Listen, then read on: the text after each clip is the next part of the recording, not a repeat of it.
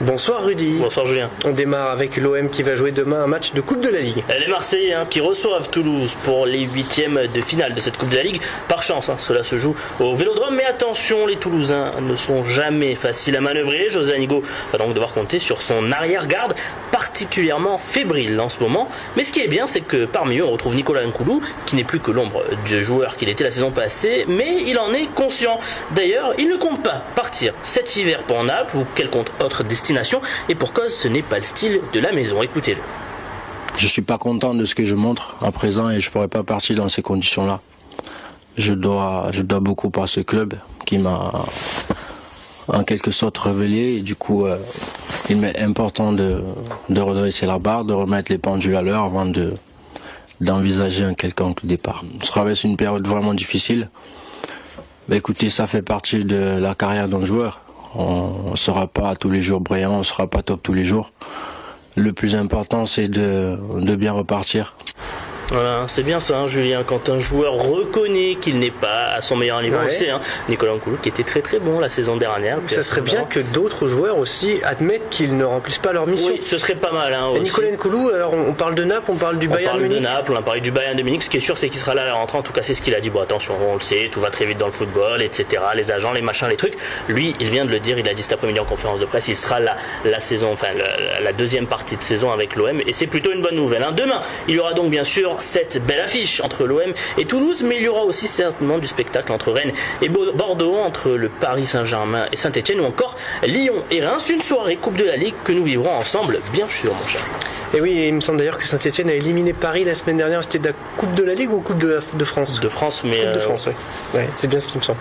On verra. C'est la Coupe de la Ligue. On verra ce qui se passe cette fois. Allez, demain, il y aura un autre match d'une importance cruciale. Effectivement, ce sera en handball. L'équipe de France féminine affrontera la Pologne en quart de finale. Aux manettes de cette équipe, un ancien joueur et entraîneur du club de nîmois de l'USAM, Alain Porte. Et le fait est que le poste de sélectionneur, ce nouveau poste, lui va plutôt bien. Nous l'avons contacté cet après-midi. Il nous parle de l'absence des nîmoises Camille Aiglon et Blandine Dansette, absentes de cette Coupe du Monde, de son très beau parcours jusqu'au quart de finale et donc invaincu jusque-là, puis de la Pologne, adversaire de demain. Mais le mieux, c'est de l'écouter. Parce que c'était des joueuses titulaires avant mon arrivée, c'était pas par hasard.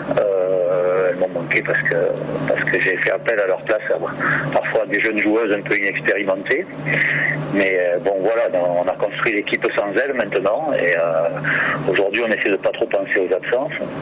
Mais en tout cas, effectivement, on a en tête qu'elles pourront nous aider à l'avenir. En plus, on était dans un groupe difficile avec les Pays-Bas qui visaient une demi-finale, avec la Corée qui était en demi-finale des derniers Jeux Olympiques, avec le Monténégro champion d'Europe. Donc aujourd'hui, quand je me retourne et que je vois qu'on a battu ces trois équipes-là, je suis forcément un petit peu agréablement surpris, oui.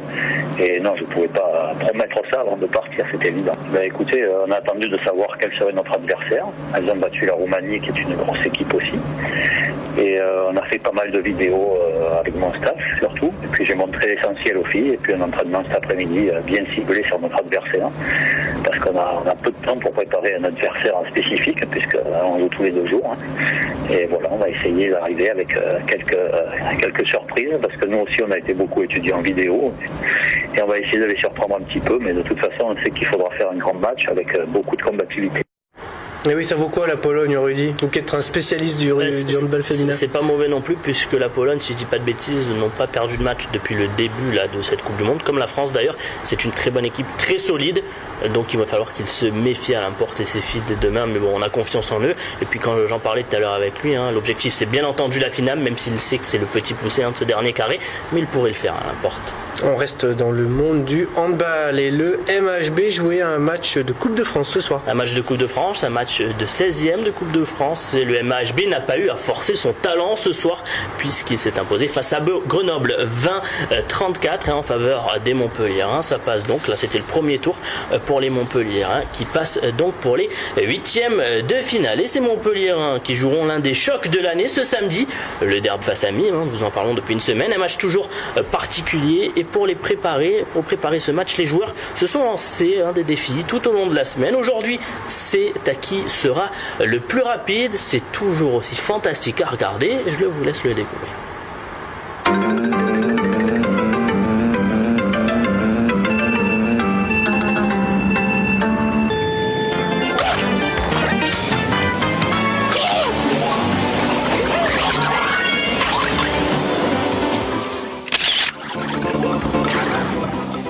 Bon, ok, on préfère vous donner rendez-vous pour le derby. Le samedi 21 décembre à la Park & Suite Arena. Et là, il va y avoir du sport. Eh bien, on y sera, nous, Rudy. Oui, bien sûr qu'on y sera. Et là, je crois que c'est Michael Guigou qui a gagné sur cette course, mais c'est pas sûr, la photo finish est un peu trouble. Allez, on termine avec une nouvelle un peu moins joyeuse. Oui, une nouvelle moins joyeuse. Tessa Worley, la skieuse française, multiple médaillée aux Jeux Olympiques, ne sera pas de la partie à Sochi pour les prochains Jeux Olympiques hivernaux. Ce matin, la championne s'est blessée lors du slalom de Courchevel. Bilan, rupture des ligaments croisés du genou droit avec une lésion du ménisque. Une grande perte pour la délégation française. Tessa Worley était l'un des plus grands espoirs de médailles en Russie pour cet hiver. On lui souhaite un prompt rétablissement. Merci, Rudy. Je vous en prie, Julien.